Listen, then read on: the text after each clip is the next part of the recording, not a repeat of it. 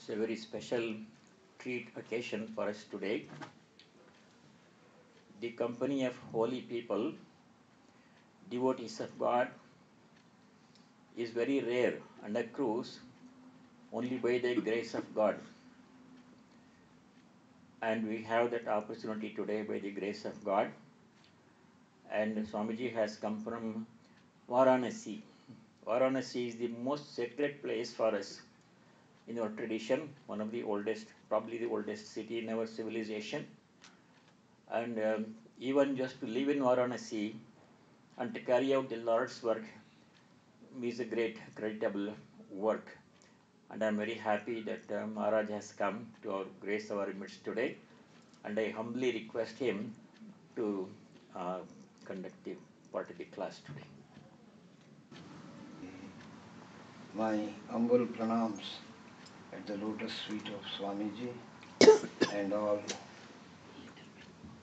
the devotees assembled here, my dear brothers and sisters.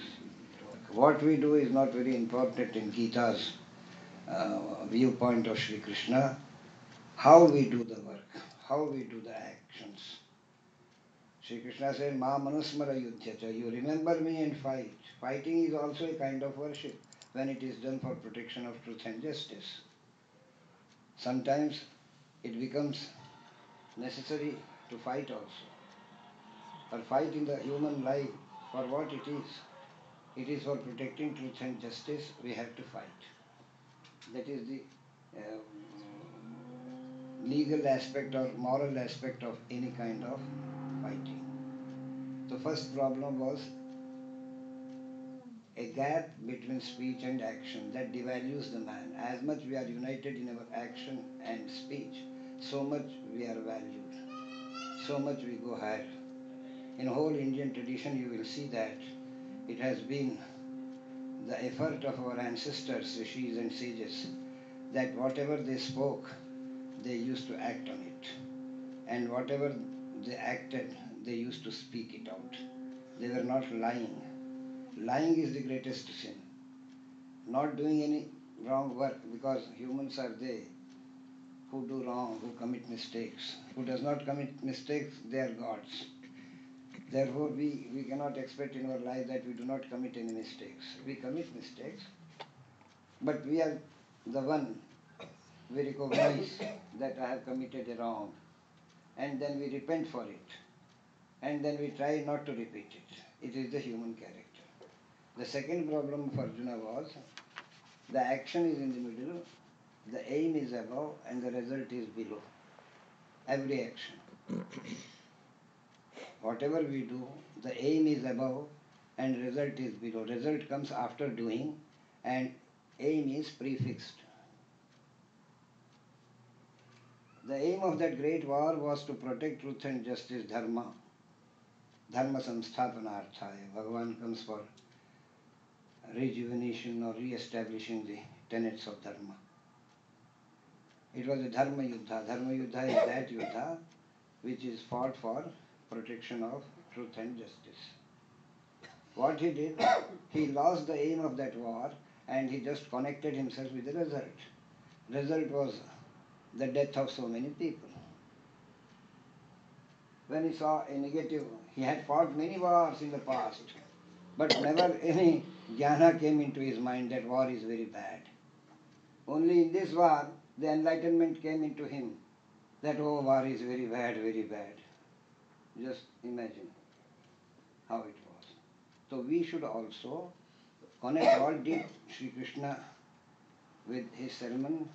He connected his whole being into the aim of the war and avoid the results. What is nishkama karma means what? When we make any action with intention of getting into the aim, then it becomes nishkama. When we get attached with result, it becomes kama, sakama karma. So this is the second problem. We should also connect our actions as we educate the children. Why we educate? We educate them to make them able and noble. And what is the result of that education? The children get grades and degrees and certificates. Now what we have done, parents, teachers, all, we are more interested in getting them grades, climbing up, not making them able and noble.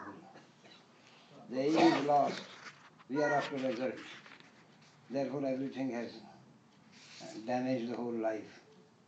Though they are educated, but the real knowledge which they should possess, they are not having it. Like that, we should also, as I have said in few words, I came here to hear Reverend Swamiji's nectar speech on Gita. One lecture I had the I had the opportunity to hear him, and I found that Vedanta, Shankara's, Sri Ramakrishna Paramahamsa's, he has completely digested it and he has put it into practice, and now he is all giving for many, many years past inspiration to hold it in your mind and in your activities. And the third problem of Arjuna was he thought that I am fighting, going to fight, I shall not fight. Sri Krishna said that no, prakritehe premanani gunahi karmani sarvasha.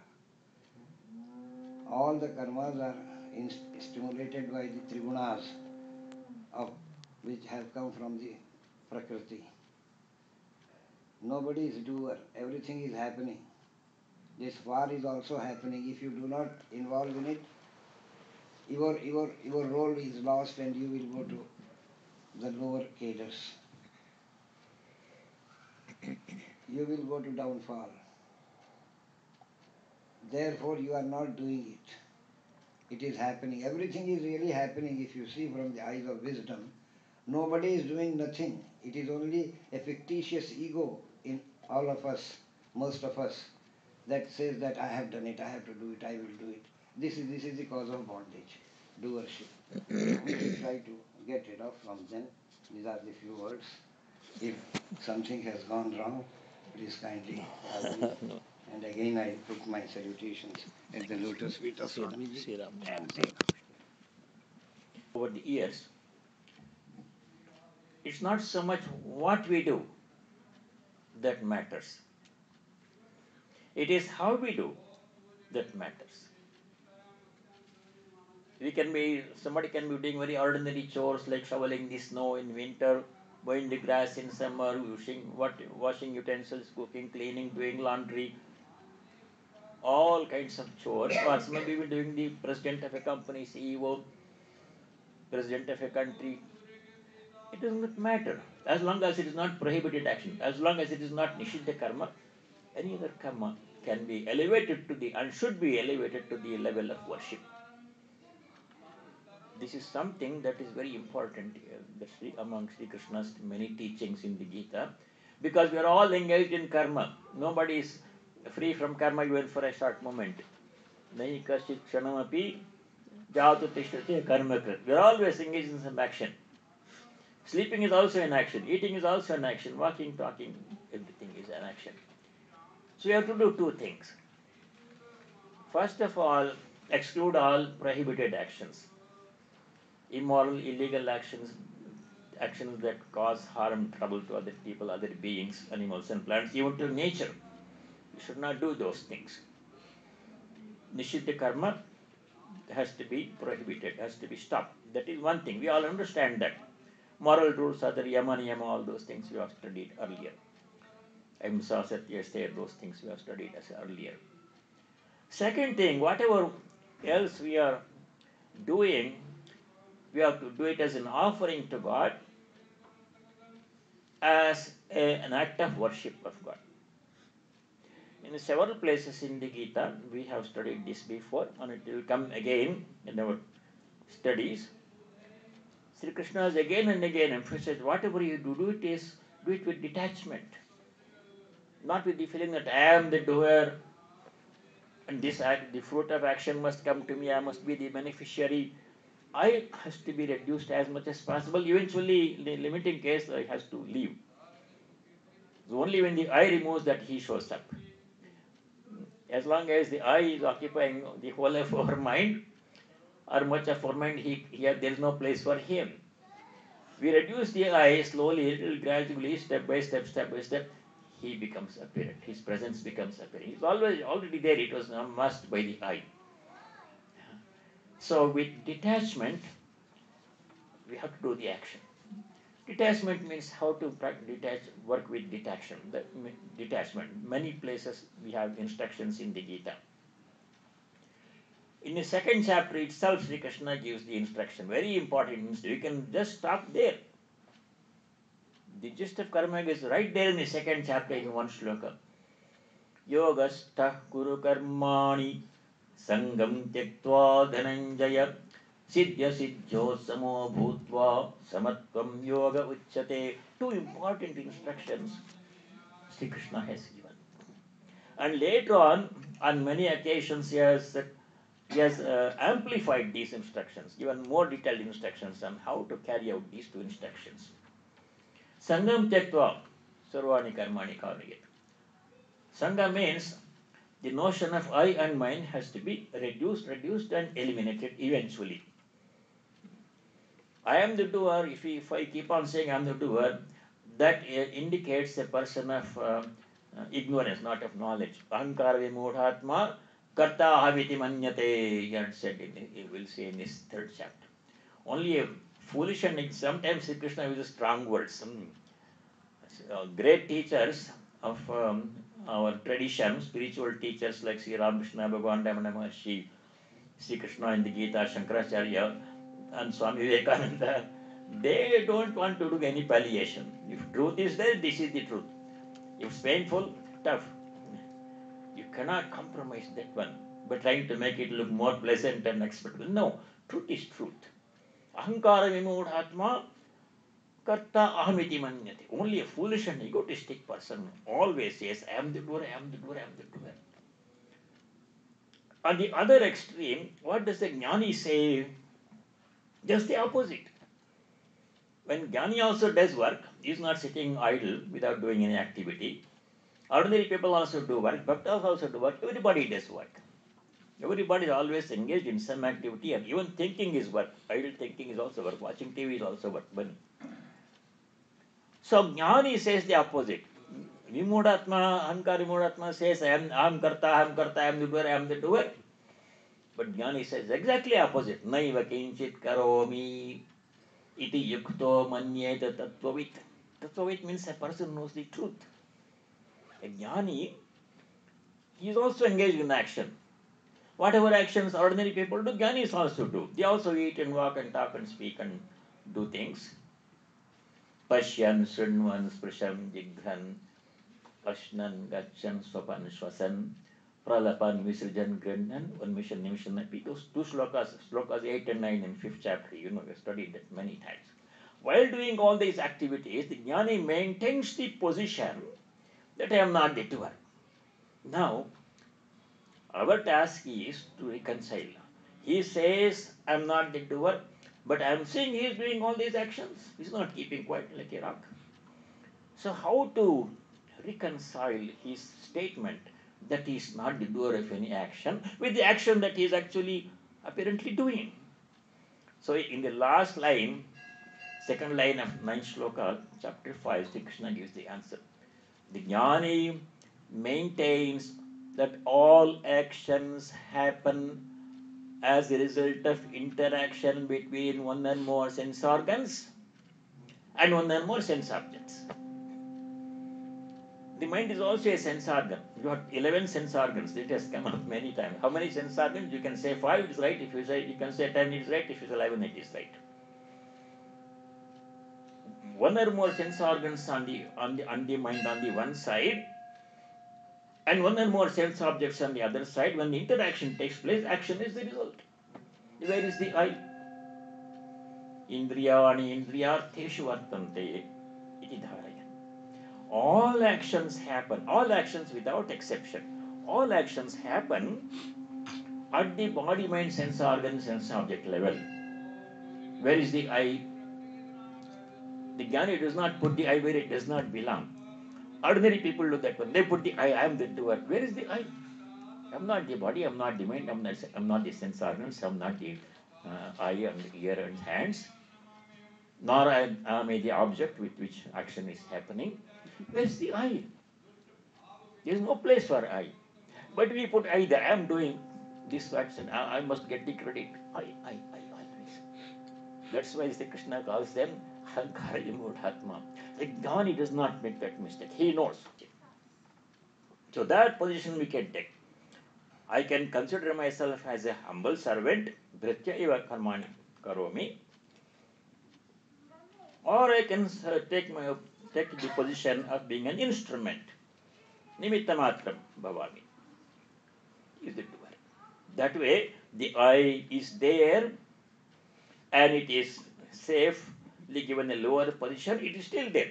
It's not so easy to get rid of I for ordinary people. Very difficult. It's a goal, but in stages we can do.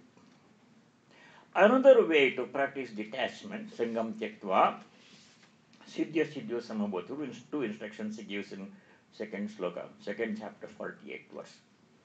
Second instruction, Siddhya Siddhyo Samabhotu. I'll come back to the first, there is one more point to be done. But I'm making a little digression. In success and failure, remaining equanimous. Because success and failure is not in our hands. Karmani evate adhikaraha, phalaishu mate adhikaraha. We spent a lot of time understanding that one. We always say, I am doing all this work, I should succeed because I have did my best. No. Because while it is our duty and we have some control over what we do, how we do, the result is entirely beyond our control. If there is some chair, if you like to come here, you can come here. You like to have a chair, there is a chair. There are many factors, several factors besides my effort, which come into the equation, play a part in the equation, and determine the outcome of my work. I think I am the doer, therefore this must be the result. It's good to have a target. We should have a target and goal and timeline and everything. That's for efficient working, these are necessary. But whether in every case my target is reached or not is not up to me, because as Sri Krishna is going to later clarify in the 18th chapter, there are several factors besides my effort which will affect the outcome of my work. And I don't even know those things. I think my effort is the only one that shapes the outcome of the work. That is incomplete knowledge, ajnana. Siddhya siddhyo samabhutva. Asangam Tetva, one more way to practice detachment. First is to offer everything to God. Second thing is to do everything as servant of God. Third thing is to take the position of an instrument, and he is the doer. I do as he makes me do. Sri Ramakrishna used to sing this song. He says, Shakali tomari ichha, ichha moi tara tumi, tomar karma tumi koroma, loke bole kori ami sakali tomari ichha. Oh Divine Mother, everything happens by your will. Tomar karma tumi koroma. You are doing your work. Loke bole koriyami. Ordinary people who don't have the knowledge, they say, oh, I am the doer, I am the doer. You are fond of saying, even if they don't do somebody else's work, I want to claim as my work. This often happens in workplaces. You do a lot of work, and somebody takes it and shows it as they put their name on the report. And you are left behind. He gets the promotion. This is very common. But true bhakta, no, I am not the doer. She is the doer. Tomar karma tumi koroma. Loke bole kori kami. Ami jantro tumi jantri. Ami ratho tumi rathima. Jemon chalao temni choli. I am the chariot. You are the chariot. Chariot cannot go wherever it likes. The charioteer steers the chariot where he wants it to go. We are only chariots. He is the charioteer. He is the karta. We are instruments. By taking that subordinate position as an instrument, humble instrument. If I should not say I am indispensable. If I don't, who will this do? If this pen does not write, the writer will throw it away, get another pen which is far better. If I don't do this work, he will get 10 more people who can do it 100 times better than I can do. But it is a privilege and honor and the blessing that I have been chosen as the instrument. And as an instrument in his hand, I do as he makes me do. He is the doer. This way, several ways Sri Krishna has, not one way, several ways Sri Krishna has given to practice detachment and remove the I from the I am doer. So that is a very important point Shastriji made. It is very, very important to remember these things often. Bring it back to our minds often. Otherwise, we forget. Oh, second chapter we studied so long ago. We are in the 13th chapter now. We don't remember. No, that won't do. We have to put into practice. Even if you put into practice one or two of these instructions, of many instructions that Sri Krishna gives in the Gita, that will be enough for us. Swalpamapi yasyat kamasya tvayate mahato bhayat. We can't do practice all these things, all the Raja Yoga, Karma Yoga, Bhakti Yoga. We cannot do all these things. If a little bit of one of these, if we do for our simple life, small life, it is sufficient. So, periodically, it is good to remember these things. So, I'm very happy that from Varanasi, Punyakshetra, we had this great privilege of listening to Shastriji this morning. Welcome anytime. Thank you. I'm very, very thankful to you for sharing your noble thoughts with us. Now we were in the beginning of the 13th chapter. 13th chapter is one of the most important chapters. Also a difficult chapter. There are things we have to struggle a little bit. I have a question. Yeah. What about the mother and son-child relationship? You talked about this. Yeah, that's wonderful. Sri Ramakrishna practiced that one. After practicing all the bhavas, you can relate to God in many different ways. Shanta bhava, God is the creator, there is no personal connection there. Rishis of Veda Upanishadic times used to practice Shanta bhava. But we like to have a little bit of personal connection, touch there. It makes it more interesting. You can have a Dasya bhava. I am a servant of God as Hanuman did. You can have Sakhya bhava as Arjuna was. Kuchela Sudama. They were friends of Krishna, but they knew he was Lord, especially after Vishwarupa Darshana, but still friendship. This is possible. Sakhya bhava, Dasya bhava. Or Apatya bhava. Apatya bhava means I am the child, you are the father. God is my father, God is my mother. I am Apatya, I am the child. Safer. Most of us do that one. See Rama, when we worship Sri Rama, Rama is the father. And I am his child. Divine Mother is the mother, I am the child. When you worship Durga, Durga Puja, Lalita Parameshwari Puja, Saraswati Puja, Kali Puja, when we do, take the position of a child. Apatya bhava. Safe. Sweet relationship. Mother-child relationship is probably the sweetest relationship. Safe relationship. You can't go wrong there.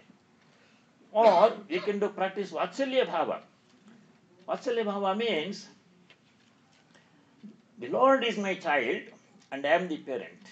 Yashoda did that one. Kausalya did that one. We all do that one. Not very consciously. The day before Krishna Janmashtami, we do Krishna Puja at midnight. And how do you do Krishna Puja on Krishna Janmashtami? As a baby Gopala. Small steps are rangoli painted on the floor. Lord is coming to your house with the small steps, and the puja altar is arranged nicely. On the altar, a crib is kept there. In the crib, Gopala Krishna Swami is crawling on the ground with the knees on the floor, one hand on the floor, one hand raised. That Murti is kept. Not Krishna like this one, Radha Krishna, but Gopala Krishna, baby Krishna, we keep in the crib. And we sing lullaby songs and we offer various dishes. We worship as child. Christians do this also. In Christianity, there is provision to worship God as baby, as a child. On the eve of Christmas, they celebrate the Advent, the Lord's Advent. The Lord's Advent means avatar. The Lord is taking human birth to save humanity. So he has taken many such births. Bahuvani me veti tavani janmani tavacharjuna. Sri Krishna says in the 4th chapter, I have taken birth many times, each time as avatara. Tanyam Veda Sarvani. I know all those avatars God remembers.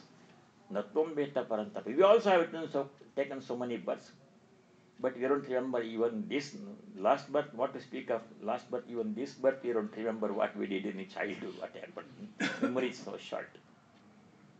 So when he comes, Jesus Christ, in the form of Christ, Son of God, they worship him as baby Jesus, as baby Jesus. On that particular night, midnight mass they do, the night before Christmas, in the crib, they don't use the crib, they use a manger. As baby, as we worship baby Krishna, baby Rama, baby Gopala, baby Jesus. Vatsalya Bhava, sweet relationship. Like this, or at the extreme end, Soham Pujo Tamottama, I and he are one and the same. You can go to that point. It's very difficult. Not recommended for ordinary people. I am not separate, he is not separate, I am he. Soham Aham Brahmasmi. Most of us cannot do that one. We are safe worshipping God as father, as mother, as his child, as her child. Safe relationship. So in all these relationships, we can practice anything that we do becomes a service, becomes an offering, becomes a worship.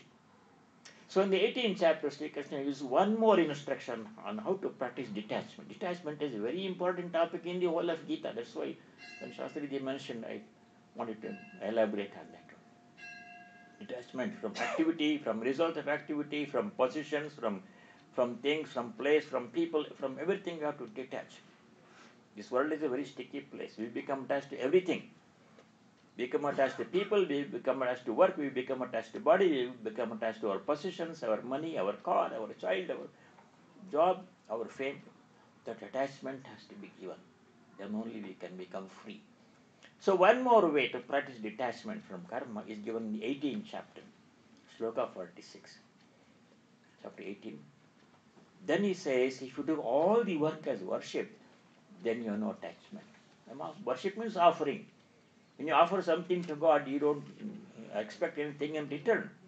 It's one way. I am offering it and my work is done. You accept it. One way. Detachment. Sakarmana tamabhyarcha siddhim mindati manamaha.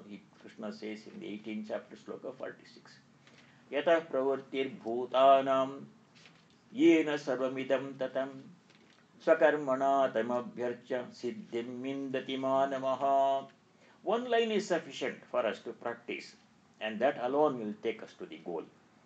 Sakarmana, by doing all, we all have our sakarma. Some of you have to get up in the morning and go to work in your workplace every day, and I work in the ashrama, and children go to school, and some people work at home. Some people now work telecommuting, they work do the office work at home. Some people commute and go to the office. Different areas, karya kshetras, different fields of work, different styles of work. But whatever we do, accepting Nishiddha karma, which you should not do at all, we should keep the thought in the back of the mind that this is all his worship. He has given me this opportunity to worship him today in this form, whether it is cooking or cleaning or folding laundry or driving children to school activity or doing the highest kind of work in the office, being the president in the Oval Office, wherever, whatever work we are doing, it's all his service. This is my swakarma today, this is my swakarma tomorrow it may change. But what is my swakarma at this moment, that I am going to do as my worship. With the same devotion, earnestness that I bring to bear on worship, I do my activity with the same devotion and shraddha, with faith and earnestness. Not haphazardly, because it is worship. You cannot do work haphazardly and say call it worship or offering. When you offer something to somebody, you don't offer substandard, sub-quality things. You offer the best thing. So work is like that. When you offer the work to you, tat kurusha madarpanam, or swakarmana atmabhyarcha siddhi mandite, we do it all work as worship. Every act is a worship. What is not a worship? Bad things are, of course, should not be done. Nishedha karma should not be done. That's understood. But any other kind of activity, cooking, cleaning, folding laundry, driving children to school, working in the office in very many different capacities, or working office work at home these days, telecommuting, all those things, or even eating, sleeping, walking, talking, our own activities, all these things have to be done with the same earnestness and devotion with which we do worship in the temple or at home. What happens? Mind becomes pure and paves the way for knowledge and devotion, and you reach the highest goal. That's why, summarizing all of these things, many different ways of practicing detachment. The last one he gives in the 18th chapter. Make a note of this, sloka 46, second line, 18th chapter, 46. Even second line is enough. Whole sloka need not be, but first line answers, whom are we worshipping? Yatah pravrittir bhutanam yena sarvamidam tatam sakarmana tamabhyarcha siddhim vindati manavaha. Whatever is our sakarma today, our sakarma will change from moment to moment. Now we are here in the class speaking, listening. After this we go and do darshan, then we go downstairs and eat lunch. Our duties change, moment to moment duties will change. But whatever happens to my duty at a given moment, that I do as worship, with the same devotion, earnestness that I bring to bear on worship. Every work I do with that devotion, it becomes worship. Is my worship, please accept me. Detachment. See how many different ways Sri Krishna has shown to practice detachment. That's the key. Starting from the position, I am the doer, Ahankara Mudatma, all the way until I am not the doer, Naiva Kinchit Karomi. And in between positions, as a servant, as an instrument, as an offering, as worship. If we do any of these positions that works for us, we have to adopt. It's left to the individual. Choices are given. You choose what you want to do. Now we left at 7th sloka in the 13th chapter. 7 to 10, 5 slokas in chapter 13. This is these 5 slokas contain a list of 12-13 lakshanas of jnana. What is jnana? What is the jnana? We have to be clear about it. This comes early in the teachings of Sri Rama. Knowledge of God. Worldly knowledge is jnana, but it is not the highest. Earlier we saw 2 kinds of knowledge. Whole universe of knowledge can be broadly broken down into 2 major categories. What are they? Paravidya, Aparavidya. Now M had Aparavidya, like Narada had Aparavidya, but he didn't have Atmajnana. This is a very good example in Chandogya Upanishad. So M thought his wife had not gone to school, primary school will be she finished. Those days women were not going to school. Only primary school, they would know add and subtraction to calculate the milk, how much to pay for the milkman, like that, and they would not go to high school or college. Men used to go to high school. So M was thinking that my wife didn't go to school, so I'm afraid she's ignorant, he says. He uses the word ignorant. Sri Ramakrishna teaches him, jnana means paravidya. Knowledge of God is true knowledge. The worldly knowledge is also knowledge. Both have to be known. Upanishad says, Vevidya vijitavi parachaya aparacha. We studied that one. We have to know both. We have to study some, go to school and college, get some education, professional education. We need to have a decent job to make a living. That part is necessary, not sufficient. To become fully educated, fully knowledgeable, to become a jnani, we have to pursue paravidya also. It was Narada's problem.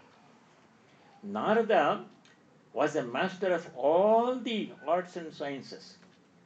Narada Maharshi, famous, most devoted devotion to Vishnu was unparalleled devotion. Where do you find a greater devotee than Narada? He didn't have peace of mind. If I don't have peace of mind, it is understandable. You are ordinary folks. You have problems. But Narada did not have peace of mind. He had studied everything. Nothing was left out in his repertoire. So he approaches a teacher. Who was the teacher? Narada's teacher? Sanat Kumara. What better teacher can you find than Sanat Kumara? Narada went to him, Sanat Kumara. Then he says, I've studied all these subjects. I don't have peace of mind.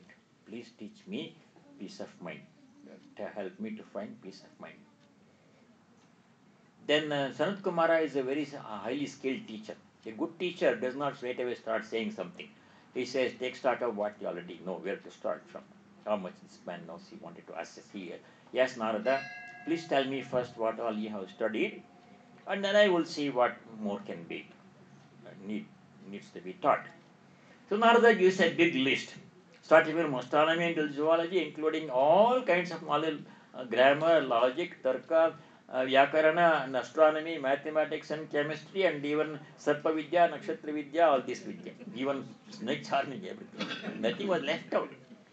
Then he says something very revealing. Narada says, I have studied all these things, sir, but I don't have peace of mind. Why? He knows the reason also. Narada knows the reason also. Narada says, Mantri Videva Asmina Atmavit. I don't know. I don't have Atmagyana, Paravidya I don't have. All these Aparavidya, I have mastered all these things. Mantra Videva Asmi. I know all the mantras, all the text I know. But I don't have peace of mind. One thing is lacking. Na Atmavit. I am not the knower of Atman. Srutam Bhagavad Drishebhyaha Rati Shokam Atmavit iti. By great teachers like you, I have heard that only a person who has knowledge of the self, Atmajnana, knowledge of God, only he can cross over the ocean of sorrow. Until then, no matter how many PhDs you get, how many degrees you get, how many years you go to school, it won't bring you. It will bring worldly benefits. Bhuktaye nata muktaye. It will bring rewards, it will bring fame, it will bring money, it will bring all the title and position and power, everything it will bring, worldly knowledge, mastery of worldly knowledge. But it will not bring peace of mind. Narada lacked that one. So he admits, he concedes, Narada concedes.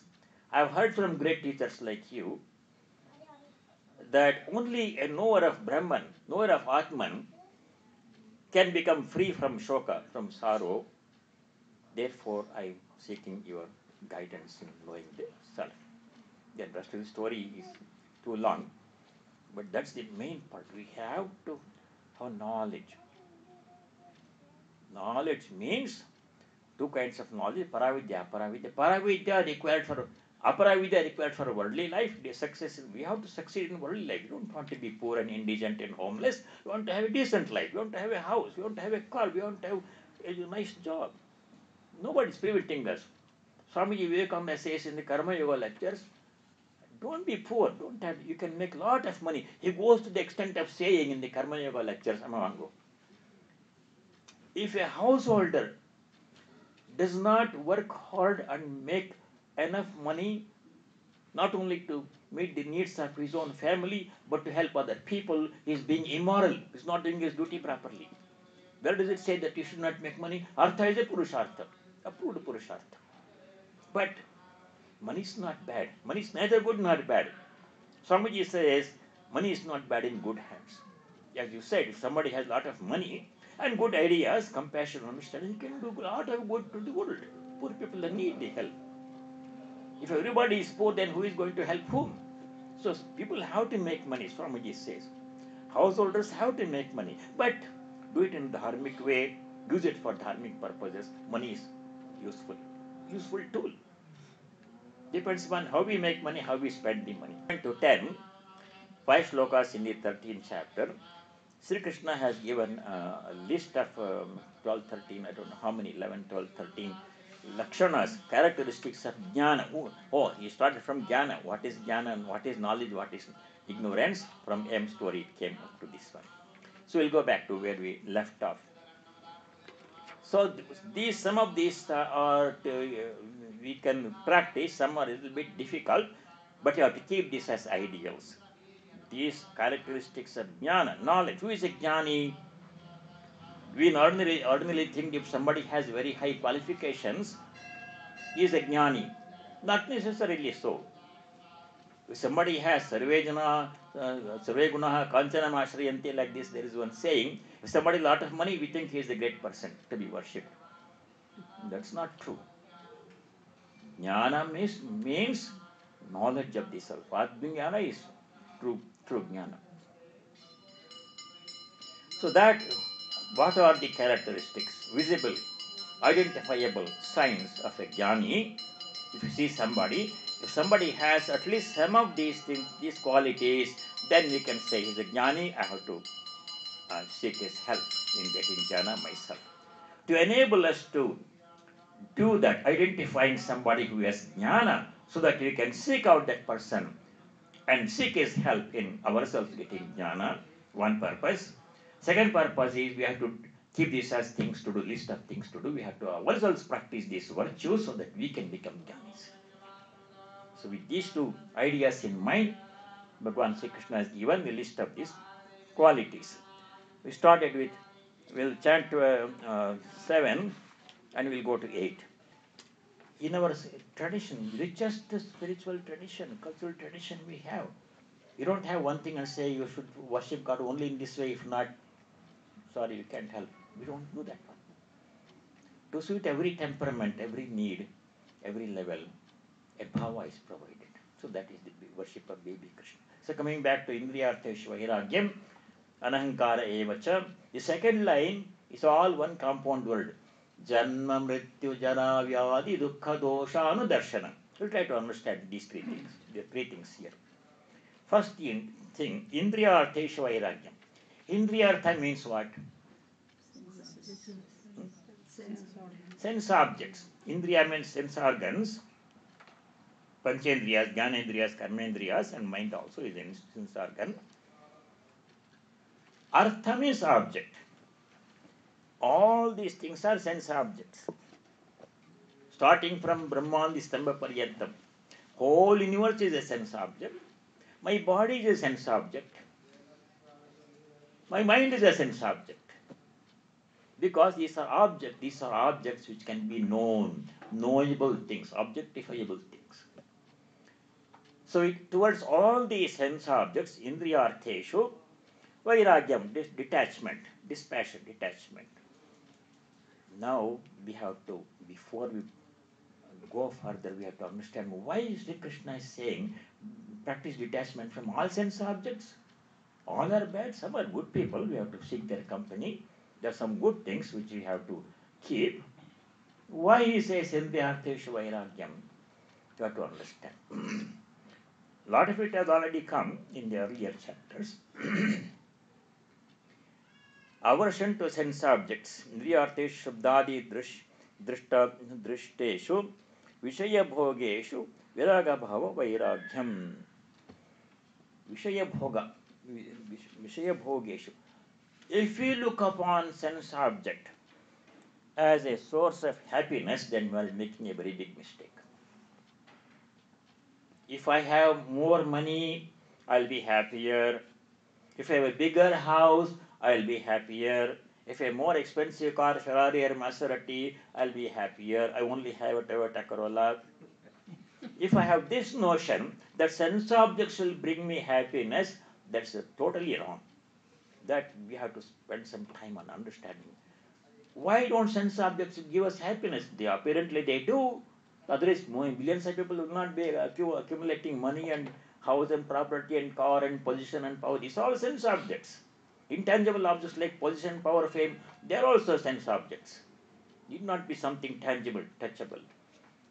Position, power, fame, name, these are also sense objects. Why are we seeking all those? Everybody is seeking all these things all the time in various ways, hoping that they will bring happiness. Life will be fuller, happier, more comfortable, enjoy, fame will come, name will come, I will enjoy. If I have this, if I have this, if I have this. More is better.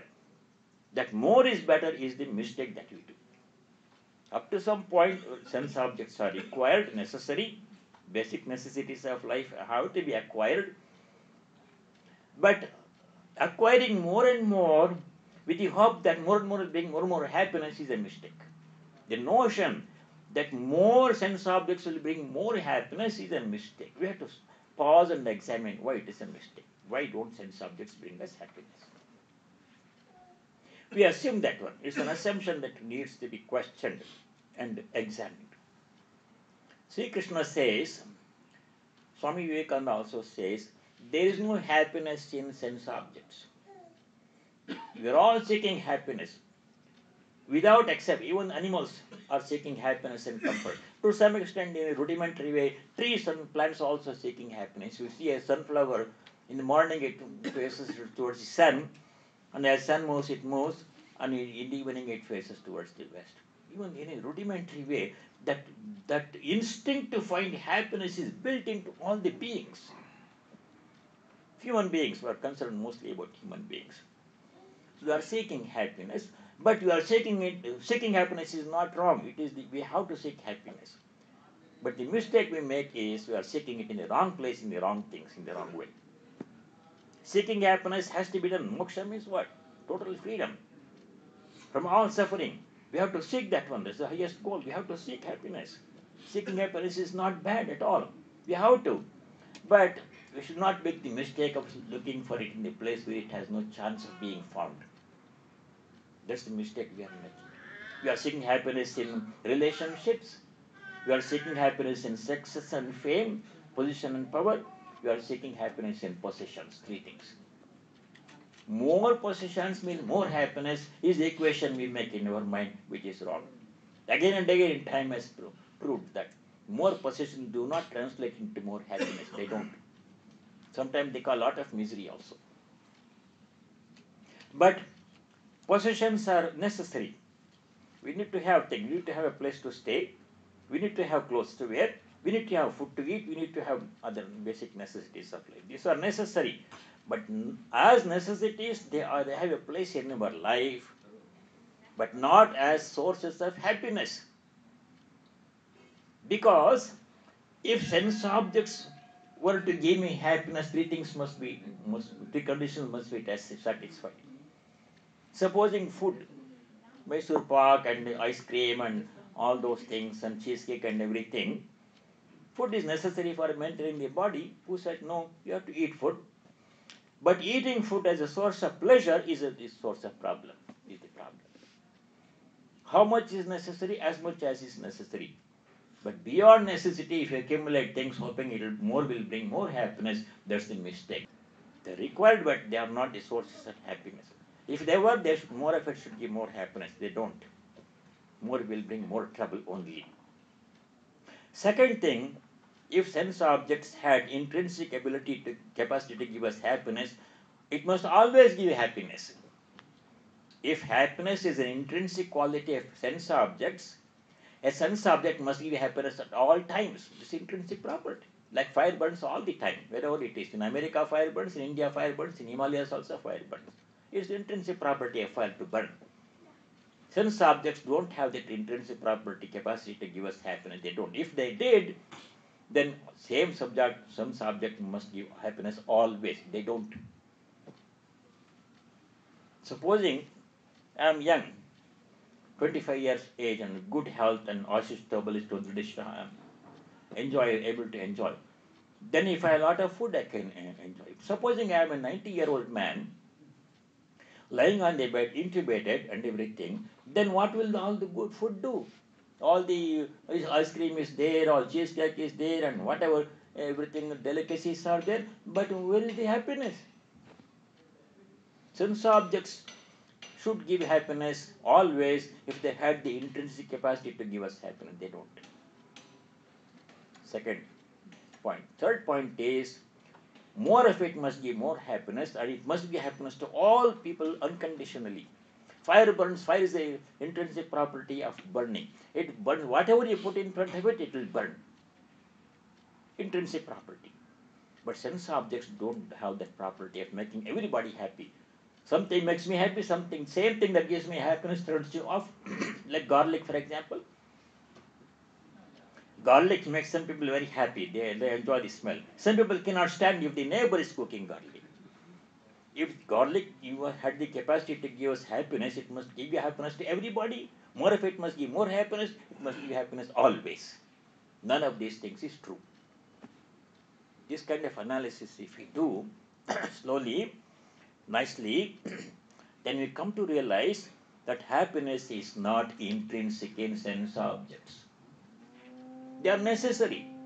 Necessities have to be fulfilled. You have to artha, we have to accumulate. Artha means any object also, not only money. But they are not sources of happiness. That's the mistake we make. With that idea of possessing more in order to have more happiness, we keep on accumulating things, and eventually it will only end up being a problem instead of being a source of happiness. That's why Sri Krishna says in the Bhagavad Gita 5:22, what's the shloka? Sign of happiness, sign of intelligence, buddhi, is to keep the necessities as much as necessary, sense objects as much as necessary. They are necessary, but not to look upon them as sources of happiness. And with that idea, accumulating more sense objects, thinking more of it will bring more happiness. That is the mistake we should not do. Adyantavantah, even if they give happiness for some time, a time will come when the very same object which gave me happiness at one time makes me miserable at a later time. You can clearly see this in the relationships. If there were happiness in the sense object, other person is also a sense object. Other person is also a sense object. If that other person had the intrinsic ability to capacity to give me happiness, that person must always give me happiness. More of it, his presence must give more happiness, and it must unceasingly give happiness. This not none of it is true. The very same relationship which brings lot of joy at one time. The very same relationship, same two people. At one time they are extremely happy with each other's company. At a later stage, it turns into opposite. I can't stand you, I hate you, I don't want you in my life. I'm out of here. Don't you see that every day around? Two people, young people, honestly declaring, I love you, I want to spend the rest of my life with you. Honestly, at that time they are feeling like that. They are saying the truth.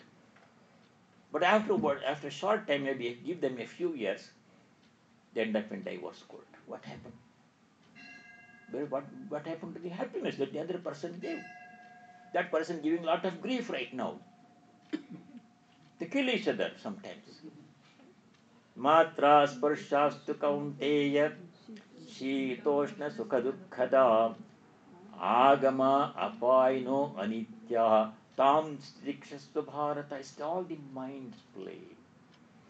The mind construes the contact between sense organ and sense object as happiness at one time, and the same sense object, contact with the same sense object with the same sense object at the time, mind construes as unhappiness. Happiness or unhappiness is not in the object, it's here. So I give a simple example. Supposing it is middle of summer, July, August, 100-degree temperature, and you give me a cup of very hot coffee, I don't enjoy that. It's too hot. I want something cold with ice in it.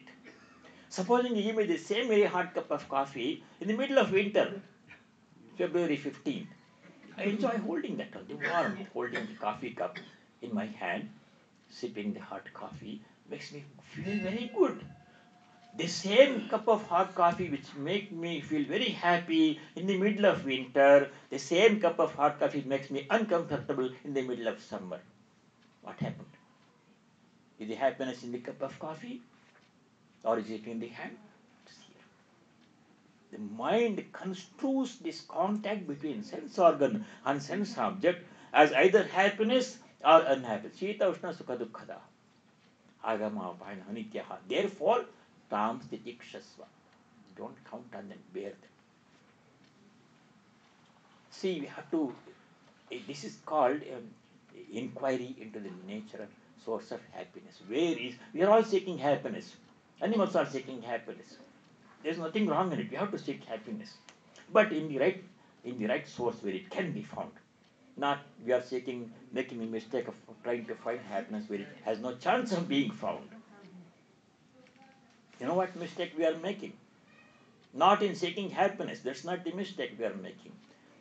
We are making the mistake in the source where we are seeking happiness. In the place where we are seeking happiness.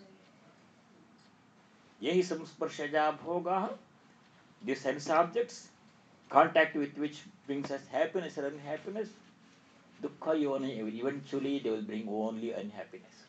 Be it a relationship, be it a car, a property, or a child, or a spouse, or a position, or a power, or fame, or body, or whatever, money, or whatever it is. There is no intrinsic capacity in the sense objects to give us happiness or even unhappiness. It's all here. We construe that one. Therefore, the sign of wisdom is what? Nateshwaramate buddha. A wise person does not hanker after sense objects. If it is there, he does not shun them, does not throw them away. You keep the house, you enjoy the house, you enjoy living in the house, you enjoy driving the car, you enjoy spending the money for good purpose, you enjoy making the money in a dharmic way. Everything is fine. But know in your heart of hearts that it is not forever. Someday separation is going to come. Adyantavantaha. Someday I'll be separated from the sense. All the sense objects are intact and I have to leave. Or I'm intact and all the sense objects will leave. One day, one way or the other, separation will come. Supposing a person is very rich, have a lot of mansions and cars and money in the bank and some in the Swiss bank also and everything he has. Happy. Tsunami comes, he is intact, somehow he saved himself, but everything goes away. What happened? Adyantavantaha. Or the opposite may happen. All the sense objects are intact and I may have to leave the scene. Children are there, house is there, family is there, spouse is there, and position is there, I'm still employed and I have a lot of money, everything, but time comes and I have to leave suddenly. One way or other separation comes. Then what brought happiness at one time, the very same things bring pain at the same at the other. Therefore, the sign of happiness is not to look for happiness on sense objects, in sense objects, but to look for it where it can be found. Where can it be found? So that reversal has to be done. Searching for happiness has to be done. It's a noble goal. We have to search for happiness. We should not settle down for less. Maximum happiness. But we have to change the direction of our search. Avrita chakshu amritatam ichan pratyagatmanam ekshat. Kathopanishad Yama says to the children. It takes a rare soul, kaschid dhiraha, a rare intelligent soul it takes to do the ordinary thing which other people do the opposite. It takes courage. Everybody looks for happiness in sense objects, more of it meaning more, but a rare person it takes to reject sense objects and look for it inside. They call that, oh, what a crazy man he is. He doesn't want money, he doesn't want promotion, he doesn't want car. Let people say what they want. We have to look for happiness. We have to look for happiness where it can be found. No matter how hard and long we look for it in a place where it cannot be found, the search will be futile. Therefore, we have to reverse the direction of our search for happiness, not in the sense objects, but in the self inside. This is what great rishis have done. How many mansions and houses and money, dollars and rupees Ramana Maharshi had? How much money Sri Ramakrishna had? How much money Swami Vivekananda had? Were they unhappy? They were the happiest people. In fact, their joy was so much that human time could not contain it. They would freeze. Sri Ramakrishna would go into samadhi. The whole system would freeze. Couldn't contain the joy. Did he have a lot of money? Probably he could not touch this. He could not stand the touch of money. Were they miserable? Where did they get their happiness? Not in property, not in social life, not in relationships, not in position, power, fame. They were happy, extremely happy people, incomparably happy people. But they found it somewhere. We have to do that. We have to reverse the focus, direction of our search for happiness, not in the Indriya Arthas, but in the Atman, where the only place where it can be found, it has to be found there. Search in a different way. Have the courage to reverse the focus of your search. Go against the current. Don't be afraid. Then you will find happiness. That's why Sri Krishna says, Indriyartheshu vairagyam. We'll continue next time with the grace of God if opportunity comes.